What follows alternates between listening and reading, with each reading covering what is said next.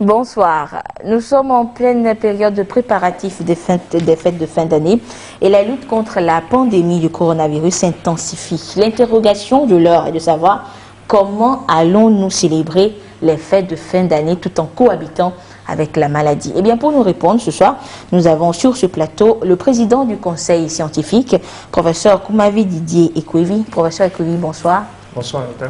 Nous avons également le médecin pédiatre de santé publique, directeur préfectoral de la santé du Golfe, Dr Kofi Agbetiafa. Dr Agbetiafa, bonsoir. Bonsoir, Anita. Et nous avons également Madame Henriette Kwevi Amedjogbe, qui est ancienne ministre, également personne ressource Covid-19. Madame Amedjogbe, bonsoir. Anita, bonsoir. Et merci de répondre à notre invitation encore une fois pour parler de cette pandémie que nous vivons depuis plusieurs mois déjà. Alors, professeur Ekwevi, dites-nous quels sont les chiffres de la pandémie au jour d'aujourd'hui? Ok, merci beaucoup pour la question. Donc, au jour d'aujourd'hui, nous avons 3182 cas. Donc, nous avons franchi largement la barre des 3000 cas. Nous avons malheureusement encore enregistré un décès hier, ce qui porte le nombre total de décès à 66. Voilà un peu globalement la situation telle qu'elle se présente aujourd'hui sur la pandémie à Covid-19 au Togo. Oui. Alors, professeur, si on doit faire une lecture, disons, une lecture détaillée des chiffres, qu'est-ce qu'on peut dire aujourd'hui? Non, la lecture détaillée de ces chiffres, elle est la suivante, c'est qu'on assiste à une augmentation encore du nombre de cas, puisque depuis le mois de septembre, nous ne faisons que suivre une augmentation du nombre de cas. Comme vous pouvez le constater, en septembre, par rapport à octobre, il y a une augmentation de 42% du nombre de cas, pour arriver pratiquement à 547. Et entre le mois d'octobre et le mois de novembre, il y a une augmentation de 17% des cas. Ce qui veut dire vraiment que nous sommes encore dans une phase ascendante de la maladie. Et juste pour le mois de décembre, nous sommes aujourd'hui au 10 décembre et nous avons 189 cas. Donc nous sommes vraiment encore en phase de progression, en une phase ascendante, comme le montre la courbe épidémique sur l'écran. Et on peut avoir peut-être d'autres chiffres, d'autres images pour permettre au professeur Ekwevi de nous expliquer encore mieux. Donc, nous partons donc sur une hypothèse qui a probablement 20%, une moyenne de 20% de nouvelles infections. Donc, ce qui veut dire que s'il n'y a pas de nouvelles interventions, chaque mois, il y a une augmentation de 20% du nombre de nouvelles infections. Si nous ne faisons aucune nouvelle intervention, ce qui fera qu'au mois de décembre, nous allons nous retrouver avec 800 cas et au mois de janvier avec 900 cas. Ce qui se voit également actuellement dans d'autres pays comme au Sénégal, où il y a une augmentation du nombre de cas qui a été multiplié par 10 avec la survenue de leur petite saison hivernale. Bon, voilà un peu la situation, c'est que le nombre de cas augmente. Et quand nous regardons les chiffres de la létalité, en réalité au Togo, nous avons une létalité qui est de 2%. Qui est très très loin devant les chiffres qu'on peut observer par exemple en Côte d'Ivoire, où la létalité est de 0,6%, ou au Ghana, où la létalité est de 0,6%. Ce qui veut dire en réalité que lorsque vous avez 100 Togolais qui sont infectés par le coronavirus, 2 vont décéder. Sur 100 Togolais, c'est le chiffre de la létalité. Donc sur 100 Togolais infectés qui rentrent dans un centre de soins, 2 vont décéder. Et j'aimerais pas que quelqu'un fasse partie vraiment de ces deux-là. Alors, docteur Agbetiafa, vous êtes professionnel de la santé également. Alors, dites-nous, vous, quelle lecture vous faites de tous ces chiffres-là aujourd'hui? Oui, merci. Non, je pense que notre cher maître, le professeur Ekwevi, a déjà tout expliqué. La situation n'est pas rose tout. On n'est pas au bout du tunnel. C'est le lieu encore où jamais nous devons être plus vigilants et faire une autocritique et être autodisciplinés pour pouvoir passer ce cap. Voilà, c'est ce que je pourrais dire. Et docteur Agbetiafa, vous êtes directeur préfectoral de la santé du Golfe. Alors, dites-nous, quel est le quotidien aujourd'hui dans, disons, votre circonscription, on va dire, si on prend exemple entre au début de la pandémie et aujourd'hui, quelle comparaison vous pouvez faire? Oui, mais moi je dirais juste que je parle sous couvert de mon cher maître, et l'image que le Togo affiche à travers cette pandémie, c'est exactement l'image dans le Golfe. Oh oui, c'est pratiquement le Golfe qui plombe un peu les ailes du Togo, je le dirais. Quand vous prenez le nombre de cas positifs dans le Golfe, c'est pratiquement 50% de ce que nous constatons dans le total des cas positifs au Togo. Donc c'est pour vous dire que tel que le professeur a expliqué, les tendances, c'est exactement les mêmes tendances dans le Golfe. D'accord. Alors, Madame Amidjogbe, vous, c'est vrai que vous n'êtes pas professionnelle de la santé, mais vous suivez, comme nous, l'évolution de la situation. Alors, dites-nous, quel est votre sentiment aujourd'hui? Est-ce que, bon, vous avez peur, vous êtes inquiète, ou vous dites non, ça va aller, le Togo est sur la bonne voie? Tata Anita, vous savez, avec les chiffres que nous avons, personnellement, j'ai peur. J'ai peur parce que, à un moment donné, on avait cru que les chiffres allaient baisser. Mais on se rend compte que nous sommes sur une pente ascendante. Il y a relâchement, il faut le dire, qu'il y a relâchement dans le respect des mesures barrières. Et il faudrait qu'on s'autodiscipline et qu'on sache que nous sommes devant une pandémie qui n'est pas, on ne peut pas jouer avec. Le virus est pernicieux, insidieux. Il faudrait quand même qu'on s'en rende compte et qu'on puisse se ressaisir. D'accord.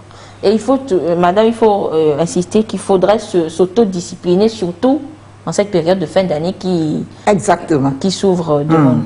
Alors, nous allons en reparler justement. Mais professeur Ekwevi, quand on suit les chiffres, disons que cette semaine, on observe une certaine baisse sensible du nombre de cas actifs. Alors, est-ce que cela devrait nous rassurer ou nous inquiéter? Le nombre de cas actifs, ce sont les personnes dont on ne connaît pas le statut et qui sont toujours suivies. Ok. Le nombre de cas actifs a un intérêt, c'est de voir la capacité hospitalière de nos structures. Dans d'autres pays, on vous donnera plutôt le nombre de personnes qui sont allées en réanimation. Pour le moment, il ne faut pas avoir d'inquiétude par rapport à la capacité hospitalière. Le Togo a une capacité hospitalière à peu près de 1200 personnes qu'on peut hospitaliser. Nous avons 400, donc il y a, excusez-moi le terme, il y a encore de la place. Mais ce qu'il faut retenir, c'est que sur les 400, c'est que 8 vont mourir. Puisque dans la létalité, vous avez 2% de létalité. C'est ça la grande difficulté que nous avons. Donc chaque fois que nous avons une baisse, il y a deux phénomènes qui peuvent l'expliquer. Soit vous avez une augmentation du nombre de guérisons, ou bien malheureusement, vous avez une augmentation du nombre de décès, puisque ce sont des individus dont on ne connaît pas encore le statut. Donc voilà un peu ce chiffre de cas actifs sur lequel il ne faudrait pas réellement faire une vraie fixation. Et ce chiffre va encore baisser parce que les critères de guérison vont être probablement bientôt révisés pour tenir compte des recommandations de l'OMS. D'accord. Alors, disons que l'actualité cette semaine, depuis le début de cette semaine, c'est cette probable décision du gouvernement d'instaurer un couvre-feu dans le Grand Lomé, vu que c'est la zone la plus touchée, la zone fortement touchée par la contamination. Alors, le sujet a fait débat, continue de faire débat. Les Togolais se prononcent déjà depuis le début de cette semaine. Alors, je vous propose de suivre ce reportage de Clarisse Atiklet, d'écouter certains Togolais, et nous revenons sur ce plateau pour la suite du débat. Les fêtes de fin d'année à l'épreuve du Covid-19. La pandémie est toujours d'actualité et les esprits sont préparés d'ores et déjà pour des célébrations exceptionnelles. Il est donc envisagé, à l'issue de la dernière réunion du comité de coordination de la riposte au Covid-19, un éventuel couvre-feu durant la période des fêtes de fin d'année. Cette mesure restrictive a pour objectif la célébration de la fête de Noël et du Nouvel An sans propagation du coronavirus. Pour les citoyens, cette éventuelle instauration du couvre-feu est à saluer. Moi, je suis pour que ce couvre-feu tienne lieu pour protéger, épargner la vie humaine des gens. Sinon, nous risquons d'atteindre des taux élevés de cette maladie. La fête, elle peut se faire aussi en famille à la maison. Il ne suffit pas de sortir toujours. On peut rester aussi chez soi et fêter en famille. C'est la meilleure même que moi, la meilleure façon de fêter même pour moi-même. On se rappelle aux États-Unis, avec le Thanksgiving, on a vu que le cas de Covid s'est augmenté. Donc si le gouvernement peut prendre cette mesure ici, pour cette période de fête, ça serait une bonne chose. Parce que ça s'augmente de jour en jour. Et il va falloir que le gouvernement prenne ses responsabilités et que nous-mêmes, nous, la population, nous faisons notre partition. Je dirais couvre-feu, oui, pour sauver les vies. Parce qu'après la fête, la vie continue. Il ne faut pas oublier qu'il y a la vie après la fête. Donc il faut se protéger. Et je pense qu'un couvre-feu sera une bonne solution. Couvre-feu, là, ça ne va pas nous tuer. C'est pour un temps. Après, on peut fêter quand on veut. C'est une bonne chose parce que les fêtes de fin d'année rassemblent souvent beaucoup de personnes, entre amis, les parents, les connaissances. Et donc avec l'effet de l'alcool, je pense que les gens vont dévier complètement. Il serait difficile de respecter les mesures barrières. Donc pour moi, ce n'est pas encore mal en ce sens. Donc c'est une bonne chose. Mieux vaut être en vie que de tomber malade et ne pas fêter les prochaines fêtes. Quand on parle de fêtes de fin d'année dans notre communauté, vous savez d'abord ce qui se passe. Les hôpitaux sont inondés juste après les fêtes et de surcroît en cette période de pandémie, déjà qui était une menace grave. Donc le couvre-feu, je dirais que ce serait salutaire parce que ça va au moins réduire l'expansion de la pandémie et également ça va, non seulement pour la pandémie, aussi ça va réduire le taux d'accidentés, de trucs que nous avons souvent l'habitude de voir pendant les périodes de fête. Si certains ne voient pas d'inconvénient à célébrer les fêtes de fin d'année dans le confinement, d'autres par contre, comme les tenanciers de bars et les restaurateurs, émettent des réserves. En fin d'année, c'est le moment des divertissements. Donc nous savons tous que la maladie circule. Nous allons prendre les mesures de précaution. Si on ferme les boîtes et les restaurants, alors là, je pense que les ouvriers seront mis en dehors. Et nous allons mettre en place les mesures de barrière, tout en ayant soin de prendre les distanciations et porter les cache-nez. Je pense que ça peut aller. Nous qui sommes dans les affaires, ça ne nous arrange pas aussi. Nous qui sommes restauratrices et tout, ça ne nous arrange pas. Parce que quand il y a couvre-feu, personne ne vient au restaurant. Oui, tout le monde reste au bureau, le soir il rentre, ça ne nous arrange pas. Je ne suis pas d'accord, mais une part, c'est notre sécurité aussi par rapport à la maladie. Les périodes de fête de fin d'année sont des moments privilégiés pour certains de renouer avec la foi chrétienne et de renforcer davantage les relations avec Dieu. Les hommes d'église ont déjà leur petite idée sur cette probable mesure envisagée. Vous savez, tout ce qu'on appelle fête, il n'y a pas de mesure. Nous croyons que on ne s'oppose pas à ces mesures. Ce que je pourrais seulement, peut-être la clémence, que je pourrais demander pour les veillées Saint-Sylvestre, les fêtes surtout, qu'ils prennent en compte, qu'à part que ça puisse vraiment prendre en compte à partir de 23 heures, s'ils pourront arrêter à partir de 23 heures, ça allait aider beaucoup de chrétiens. C'est là la doléance que moi je demande. Sinon, pour la mesure, pour la santé, on est d'accord.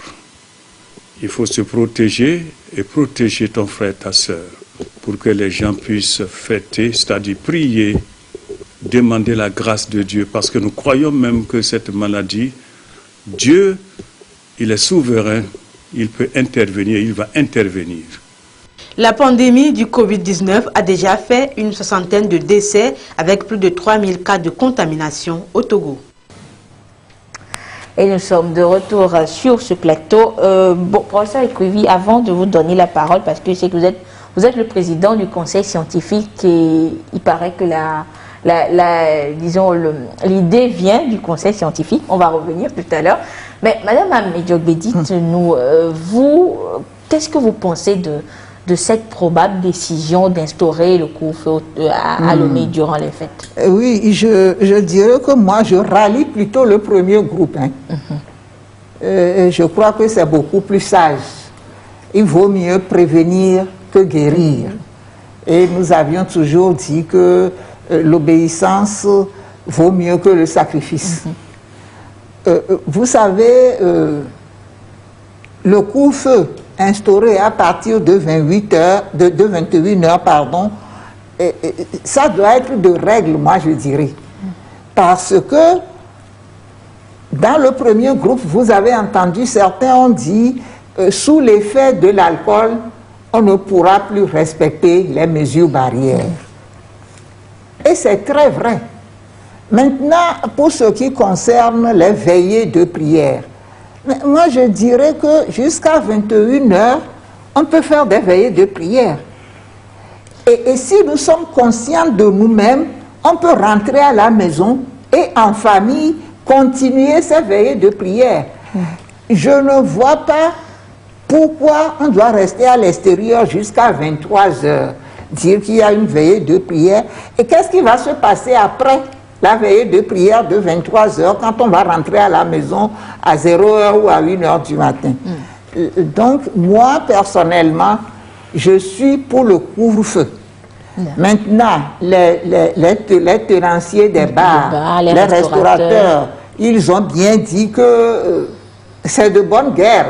C'est pour eux, c'est un moment. Mais la dame restauratrice a bien dit, c'est pas seulement une occasion pour faire de l'argent, que eux, ils doivent quand même sacrifier des éventuelles vies humaines. Donc, moi, personnellement, je suis pour le couvre-feu. Et je suis pour que ce couvre-feu commence à 21 heures et se termine à 5 heures du matin. D'accord. Et Madame Amedjogbe, peut-être pour le pasteur qui souhaite, enfin, qui proposerait présenterait une doléance, c'est parce que nous avons été habitués, chaque fin d'année, nous avons été habitués à se retrouver et limite à accueillir la nouvelle année à l'église, à minuit passé et tout. Alors, bon, si cette année on nous dit qu'on ne pourra pas le faire, déjà, on va dire qu'on a passé une année chaotique. Donc on se disait qu'au moins en fin d'année, on va aller... Oui, Tata Anita, je voudrais vous rafraîchir un peu la mémoire.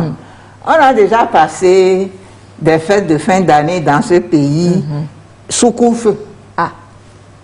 Et l'année qui a suivi s'est très bien passée.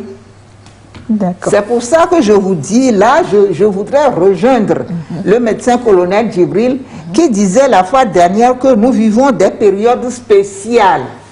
Donc, nous devons passer des fêtes spéciales. Il a tout dit.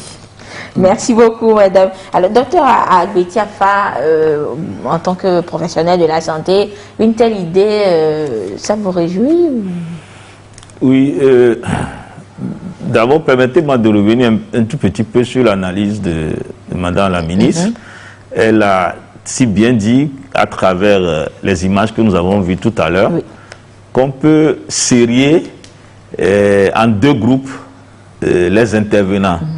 Un premier groupe qui peut être considéré comme les utilisateurs des services du deuxième groupe. Et le deuxième groupe comme ceux qui offrent les services, quand on veut parler des restaurateurs et les hommes d'église. Alors on comprend, on peut lire à travers les propos des uns des autres que chacun sait où se trouve son intérêt en quelque sorte. Oui. Si bien que les utilisateurs, ceux pour lesquels nous ouvrons les bars, ceux pour lesquels nous ouvrons les églises, ils ont compris. Ils n'ont pas trouvé d'inconvénient à ce couvre-feu. Du moins, c'est ceux que vous avez interviewés, ceux qui se sont prononcés.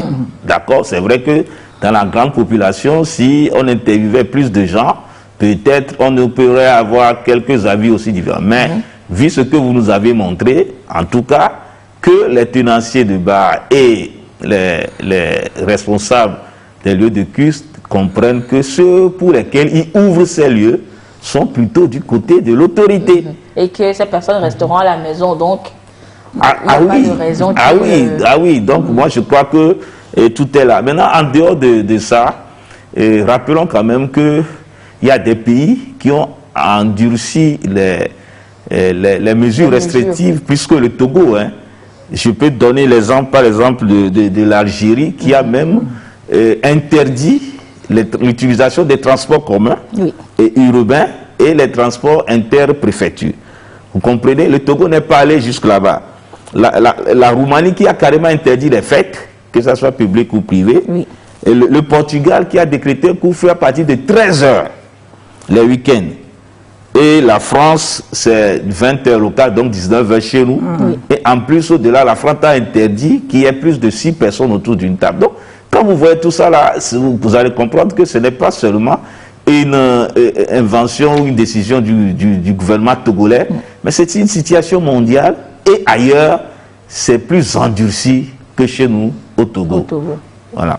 Et docteur Abeti Alpha, est-ce que vous pensez qu'une telle décision va permettre disons, de limiter ou de circonscrire, de limiter la contamination? Mais absolument. Notre cher maître nous l'avait montré tout à l'heure sur les images qui ont parlé d'elles-mêmes.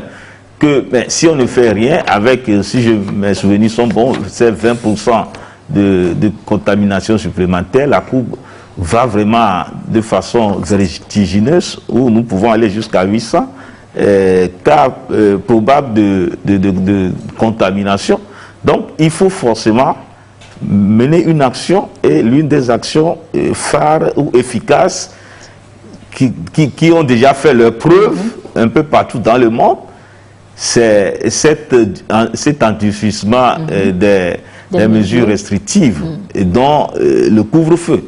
Et en plus, je viens de citer tout à l'heure que des pays ont endurci plus les mesures restrictives que le Togo. Donc, il ne faudrait pas que les Togolais pensent que c'est le Togo, le gouvernement togolais qui fait le plus dur. Non, on est très loin de ça. D'accord. Alors, professeur Ekwevi, je viens à vous maintenant. Pourquoi une telle idée? Pourquoi le conseil scientifique a décidé, disons, d'émettre cette idée-là de couvre-feu dans le Grand Lomé? Non, mais ce qui se passe, c'est qu'on se fait une fixation sur le couvre-feu. Dans le rapport du conseil scientifique, c'est un rapport de 15 à 20 pages. Il y a d'autres choses. Donc, il y a d'autres choses. Oui, mais c'est le couvre-feu qui est plus... Voilà. Mais d'abord, je voulais dire que on est dans une prise de décision qui est inclusive et qui est participative. L'avis du conseil scientifique a été transmis au gouvernement le 7 décembre. D'accord. Et dans la prise de décision, il y a 3 composantes. La première, c'est le conseil scientifique, qui oriente le gouvernement sur la base des données épidémiologiques, sur les risques éventuels de nouveaux foyers épidémiques. Et qu'est-ce qui va se passer en janvier? Nous faisons une analyse objective de la situation. Ça, c'est la première composante. La deuxième composante, c'est les politiques, qui prennent des décisions. Et pour le moment, vous avez entendu, le gouvernement n'a pas encore pris une décision. Mais la troisième composante qu'on oublie, c'est la communauté et c'est la population.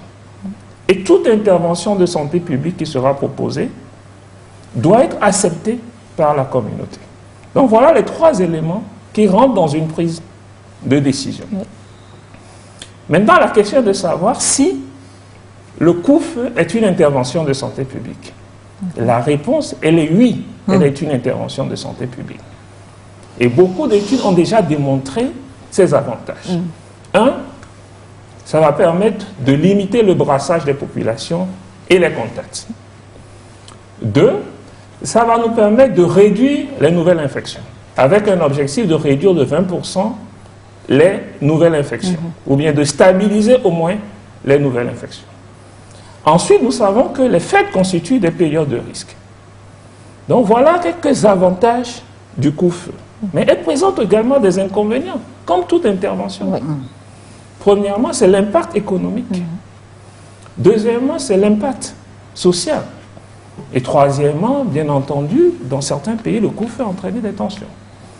Donc, quand le conseil scientifique fait des propositions, il fait des propositions. Et il dit, voilà les avantages, voilà les inconvénients. Vous avez la courbe épidémique qui monte, avec 20% d'augmentation chaque mois. Si nous ne faisons rien, ce n'est pas 20%, ça va être 30%, voire 40%. Et nous sommes dans les projections. Et qu'est-ce qui se passe? Le gouvernement a réuni les acteurs, puisque c'est dans une participation inclusive, pour demander l'avis des élus locaux, des leaders religieux qui ont dit leurs sentiments, ils se sont prononcés.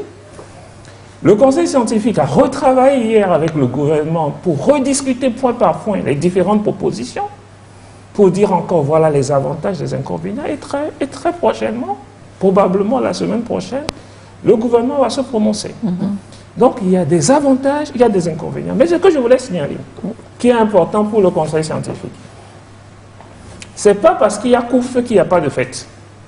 Il faut des nuances. Non, mais parce que les Loméens se disent il y a couvre-feu, donc il y a des fêtes privées. Dans notre rapport, nous avons dit les fêtes privées sont autorisées. Il peut y avoir des couvre-feux, mais il peut y avoir des fêtes privées. Mais dans le respect? Dans le respect des mesures barrières, en limitant le nombre, ce qui est autorisé, ce que nous avons proposé, puisque vous voulez de la transparence, je vous donnerai de la transparence en disant les fêtes en privé ne doivent pas être dépassées plus de 15 personnes. Pourquoi 15 personnes? Tout simplement parce que nous pouvons savoir très vite les personnes contacts s'il y a un cas. Et on peut très vite nous donner le nom de ces personnes. Et nous avons également dit au gouvernement, il est important que même s'il y a un couvre-feu, si cette option était retenue, la FOSEP n'a pas le droit de débarquer dans les maisons. Oui, parce qu'il faut aussi laisser les gens fêter. Il y a un respect de débarquer, sauf si vraiment on voit 150, s'il y a des débordements, on voit 150 ou 200 voitures dans une maison. Mais si on voit 10 voitures devant une maison qui a de la musique, les gens sont autorisés à fêter. Oui, mais les forces de sécurité, enfin... On va en discuter. La décision n'a pas encore été prise. Donc, une fois que la décision a été prise, il y aura une communication, il y aura une discussion avec la FOSEP. Oui, nous allons fêter, mais ça sera une fête spéciale. En respectant les mesures barrières, en limitant les brassages, et on ne veut surtout pas qu'il y ait des rassemblements dans des coins que je ne citerai pas, où après on aura des difficultés à identifier les personnes. Donc nous avons présenté les avantages, les inconvénients, dans une participation qui est inclusive, où les élus locaux ont remonté leurs propositions et le gouvernement fera la synthèse pour une prise de décision la semaine prochaine.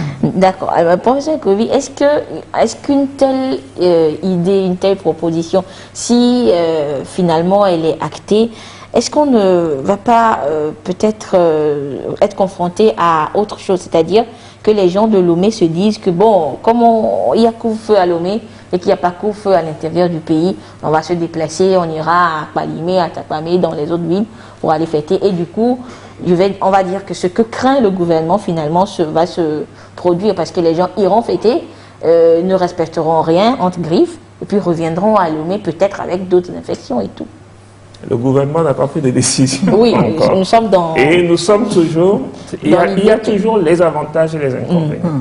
Et ce risque existe, que nous savons très bien que si jamais il y a un couvre-feu à Lomé, il y aura des fêtes qui seront délocalisées. Oui. D'accord? Le virus ne se promène pas seul. Ce sont les hommes qui transportent le virus.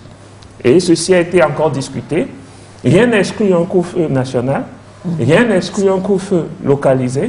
Donc tout est encore sur la table et fera l'objet d'arbitrage par les politiques qui prendront leurs décisions. D'accord. Et ce risque a été également été discuté, bien discuté. D'accord. Alors, Madame Medjogui, vous convenez avec moi que les Togolais pourront être tentés de se déplacer. Alors, vous êtes pour peut-être un couvre-feu national.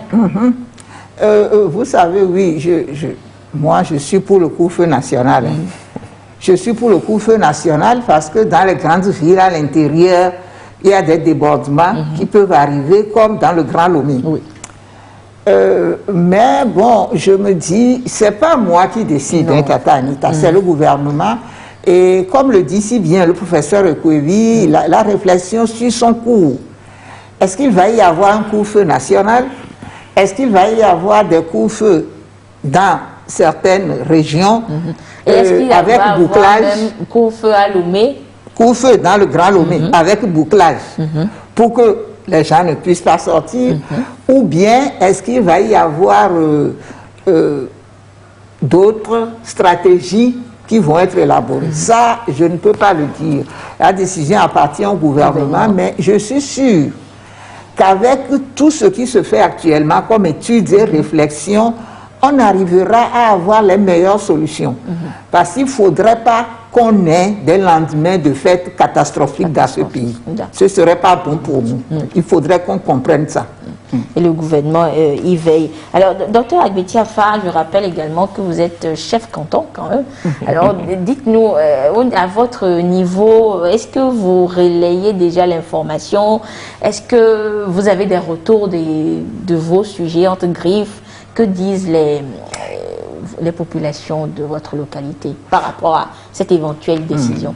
Ok, d'accord. Merci Anita. Bon, disons que le canton de Baie, le chef du canton de Baie, c'est Tomiga Akalassou, 4. Donc moi, je ne suis qu'un de ses chefs autour de lui. C'est vrai que notre chef canton, Tomiga Akalassou, que je salue ici avec beaucoup de respect, nous a instruit pour qu'on puisse suivre les directives du gouvernement, pour que les comités de veille que nous avons mis en place dans nos localités, dans nos villages, dans nos quartiers, ainsi de suite, que ces comités de veille, surtout en ces moments-là, puissent être redynamisés. Et pratiquement, avant, on se réunissait une fois par semaine. Maintenant, la fréquence de réunion est beaucoup plus grande, histoire à vraiment se préparer pour cette période, parce que nous connaissons nos milieux, nous savons bien, en période de fête, tout ce qui se passe. Nous n'hésitons pas aussi à approcher les hommes de culte ou bien les responsables des lieux de culte pour que chacun puisse adhérer, quelle que soit la décision finale que l'autorité, que le gouvernement va prendre. Donc c'est surtout sur ça que nous travaillons. Nous avons confiance en la décision du gouvernement. Comme l'a dit tout à l'heure le professeur Ekwevi, les réflexions sont en cours et tous ces paramètres-là seront pris en compte dans la décision finale. Madame la ministre aussi a dit qu'elle est certaine qu'après réflexion, il y aura une décision efficace et positive qui va suivre. Donc c'est surtout sur ça que nous travaillons, dans la communication dans nos localités, pour que vraiment les gens adhèrent, qu'ils comprennent que le gouvernement, quelle que soit sa décision, c'est que pour nous bien. Alors, professeur Ekwevi, nous avons assez parlé de cette information qui circule et nous sommes toujours dans l'attente de la décision finale du gouvernement. Mais l'autre information également, ce sont les essais cliniques au niveau de l'université de Lomé qui ont débuté. Je sais que le conseil scientifique est bien informé sur la question. Alors dites-nous, où en sont ces tests cliniques finalement? D'accord, merci. Merci pour la question, mais là c'est plutôt le chercheur de l'université de Lomé au département de santé publique qui participe à ces essais. Donc nous avons fait le choix à l'université de Lomé, nous remercions le président de l'université de Lomé, le gouvernement qui nous a donné ces moyens pour réaliser pour une première fois des des essais cliniques avec les phytomédicaments, c'est-à-dire les médicaments à base de plantes. Donc après vraiment 2-3 mois de préparation, après l'enregistrement au niveau international, après la formation, ces essais cliniques ont effectivement démarré le 19 octobre avec l'enrôlement des patients. À ce jour, nous sommes à peu près à 40 inclusions, alors que l'effectif attendu est de 250. Nous attendons 250 patients pour pouvoir avoir des grandes tendances sur le plan statistique. Donc les essais se déroulent sans problème. On a quelques difficultés. Les difficultés, c'est que maintenant, il y a une prise en charge à domicile, ce qui fait que le recrutement est beaucoup plus lent, que ce que nous avons prévu. Mais nous ne désespérons pas d'atteindre le nombre prévu. Et donc, voilà, ça se passe très très bien. Très, très bien. Et pour ça, qui sont ces patients-là et comment sont-ils, on va dire, enrôlés, recrutés, on va dire? D'accord, donc tout patient dépisté infecté par le coronavirus, on lui propose l'essai, on lui demande de signer une fiche de consentement après avoir lu ce qu'on appelle une notice d'information. Et s'il est d'accord de participer, parce qu'il peut aussi refuser. S'il est d'accord de participer, comme il y a 5 produits, il y a 4 phytomédicaments, puis le traitement que nous donnons, qui est notre traitement de référence, qui est l'hydroxychloroquine et l'azithromycine, il y a une application qui permet de tirer au sort le traitement que tu vas recevoir. Donc ce n'est pas le médecin qui choisit, parce que ça sera biaisé. Donc c'est une machine qui tire au sort, qui dit vous allez recevoir soit des plantes, un des 4 phytomédicaments, ou bien vous allez recevoir l'hydroxychloroquine.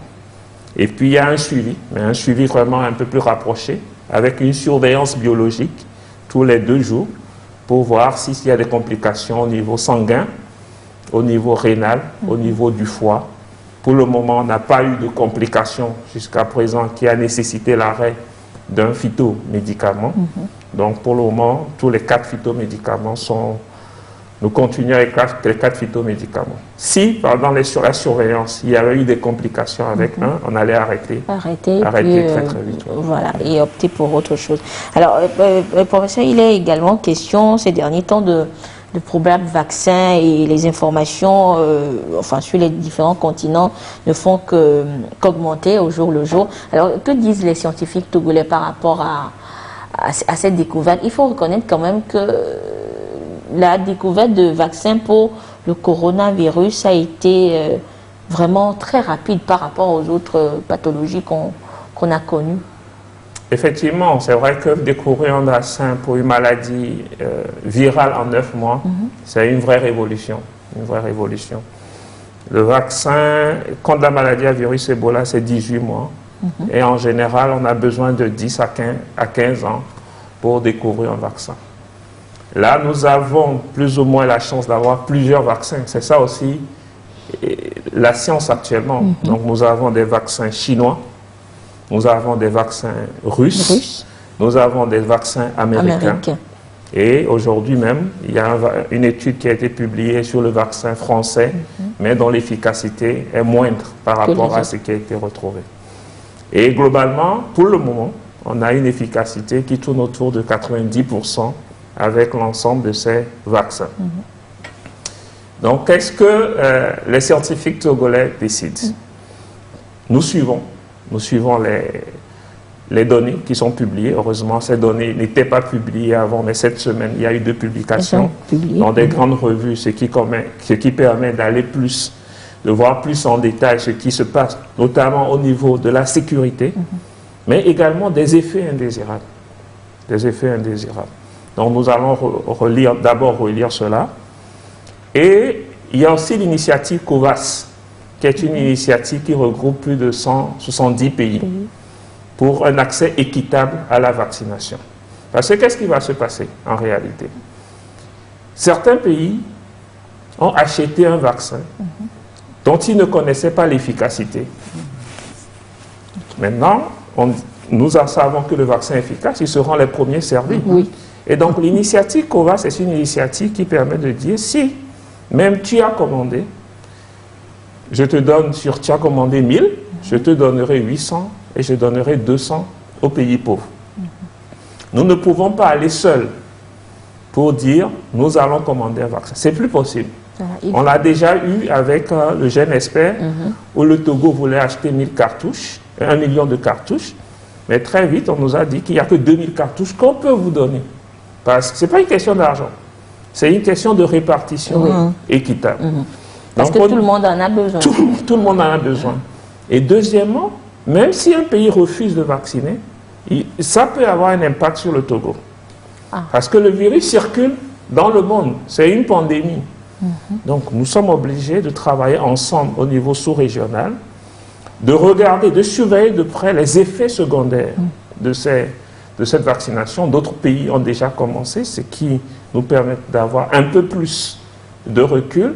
Et maintenant, il faut qu'au Togo, nous écrivons notre plan d'introduction du vaccin, en choisissant le vaccin qui est le plus adapté au Togo.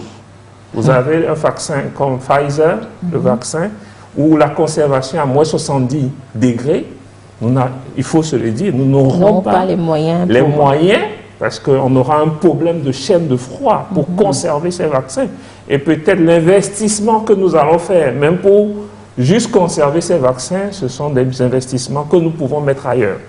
Donc ça, c'est une analyse que nous allons faire avec l'ensemble de la communauté, puis voir le vaccin qui est le plus adapté dans le contexte togolais, et donc nous suivons de près ce dossier. D'accord. Alors, docteur Albeti Afa, vous, à votre niveau, vous avez déjà aussi une idée de... Enfin, est-ce que cela vous réjouit qu'on commence déjà par avoir des probables vaccins contre la maladie? Oui, mais si on retourne un peu dans l'histoire, on se rend compte que les grandes maladies ou les grandes pandémies qui ont été bien circonscrites ou vaincues, c'est grâce à la vaccination. Donc si aujourd'hui il y a cet espoir que la vaccination, que le vaccin est le plus adapté pour notre environnement va être bientôt être connu, on ne peut que se réjouir par rapport à cette information. Et notre maître, le professeur Ekouibi, a si bien donné les détails de ce qui se passe du processus sur le plan international et puis sur le plan local. C'est encore le lieu de rassurer la population que le gouvernement continue, et aussi dans la mouvance de trouver rapidement un vaccin.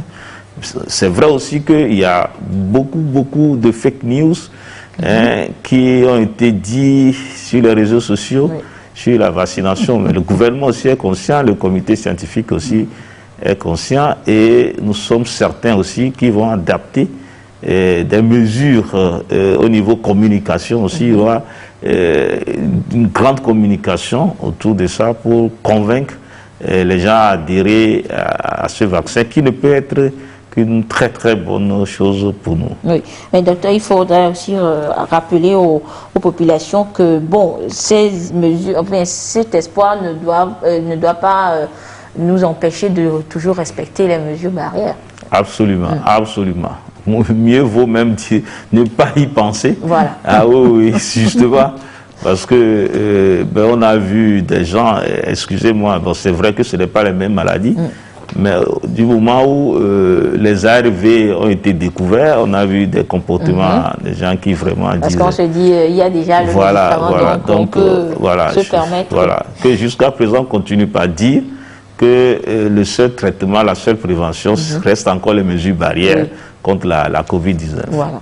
Alors, Madame Amedjogbe, vous, que dites-vous de toutes ces prouesses-là, de toutes ces idées qui vont nous permettre peut-être de lutter contre cette maladie-là? Quel est votre sentiment? Oui. Pour ce qui concerne le vaccin. Oui, le vaccin.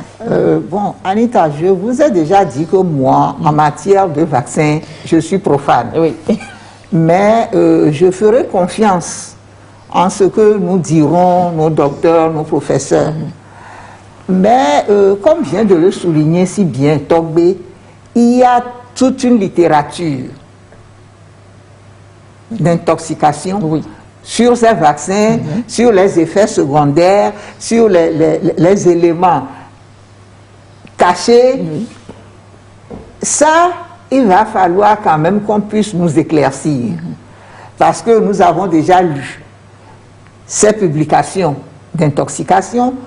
Maintenant, si on nous explique en nous disant que c'est de bonne guerre parce que c'est une concurrence ou bien c'est un autre développement que d'autres personnes sont en train de faire, on comprendrait la chose.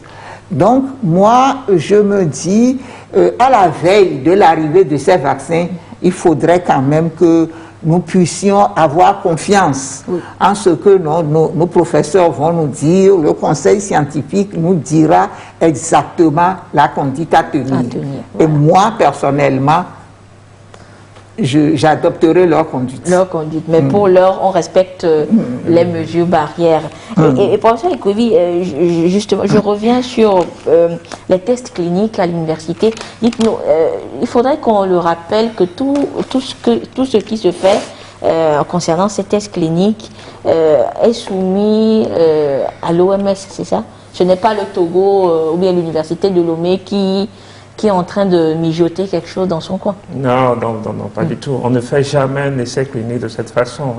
C'est ce que nous appelons les bonnes pratiques cliniques. D'abord, le comité de bioéthique pour la recherche en santé du Togo a donné son avis. Deuxièmement, nous avons déclaré l'essai à un niveau international dans une grande base de données en Afrique du Sud où tout le monde peut consulter les objectifs, ce que nous appelons les critères de jugement, les différentes molécules, comment nous suivons les patients, tout le monde peut aller consulter et tout le monde sait que ces essais existent. Et troisièmement, très récemment, nous avons été contactés par la division qui s'occupe des maladies, des phytomédicaments ou de la médecine traditionnelle de l'OMS pour que nous leur donnons un peu plus de détails sur ce que nous faisons. Donc nous avons informé aussi cette division de l'OMS. Et je crois savoir qu'en janvier, ils souhaiteraient qu'on fasse une petite présentation sur le protocole pour en savoir un peu plus. Donc c'est quelque chose qui se fait en toute transparence. D'accord. Ok. Alors, chers invités, nous sommes arrivés à la fin de ce débat, de ces échanges sur les préparatifs des fêtes de fin d'année dans cette situation, dans cette période que nous vivons, cette période critique de crise sanitaire. Comment préparer les fêtes de fin d'année en cohabitant avec la Covid-19. Mais avant de vous laisser repartir, chers invités, nous allons faire le traditionnel tour de plateau, histoire de recueillir encore une fois les messages, les appels que vous avez à l'endroit des populations. Alors, Madame Amedjogou, nous allons commencer avec vous. Alors, si vous avez un mot à l'endroit des populations, surtout en cette période de préparatifs de fête de fin d'année. Oui. Tata Anita, ce que moi je voudrais dire ce soir, c'est que dans l'émerveillement des fêtes de fin d'année, nous devons rester éveillés. Si nous voulons éviter les lendemains de fêtes compliquées, il faudrait qu'on s'en tienne au strict respect des mesures barrières. Pour le moment, c'est notre seule voie de salut. On s'y accroche et je crois qu'on pourrait diminuer sensiblement la progression de cette pandémie. Donc je demande à tout un chacun de se rappeler toujours de ce vadémécum que constituent pour nous les mesures barrières. Merci beaucoup, Madame. Oui, vous avez une dernière parole? Un dernier mot ou c'est... Oui, c'est ça, c'est mon dernier mot. D'accord. Oui. Merci beaucoup, Madame. Je rappelle donc que c'était Madame Henriette Kouévi Amedjogou, ancienne ministre, également personne ressources Covid-19, qui est souvent avec nous sur ce plateau pour rappeler toujours l'importance du respect scrupuleux des mesures barrières pour éviter donc la Covid-19. Docteur Agbetiafa, votre mot à l'endroit des populations? Oui. D'abord, c'est remercier la TVT, remercier le ministère de la Santé et tous ceux qui ont contribué à l'organisation de cette émission. rappeler encore une fois aux téléspectateurs que les anciens ont toujours raison. Quand ils disent que vaut mieux prévenir que guérir, ça c'est une chose. La seconde chose, je voudrais lancer un appel à l'autodiscipline et au civisme. La troisième chose, c'est ce que Madame la ministre a dit tout à l'heure, les mesures barrières. Pour le moment, c'est et le médicament, c'est et le vaccin. Ce sont les mesures barrières que nous connaissons tous. Et pour finir, je voudrais lancer encore une fois de plus un appel aux téléspectateurs, à toute la communauté, pour leur dire que quelle que soit la décision que le gouvernement sera amené à prendre les jours à venir, il nous faut une adhésion totale. Un gouvernement ne pouvait jamais vouloir du mal pour son peuple. Merci. Merci beaucoup, Dr Kofi Agbetiafa, qui est médecin pédiatre de santé publique, directeur préfectoral de la santé du Golfe. Professeur Ekwevi, votre mot de fin? C'est juste dire aux téléspectateurs que c'est vrai que cette fête de fin d'année ne sera pas comme les autres fêtes. Et ceci n'est pas spécifique au Togo, c'est pratiquement dans tout le monde. Et ça sera une fête un peu spéciale, une fête en famille, une fête avec beaucoup de modération et une fête avec beaucoup de retenue.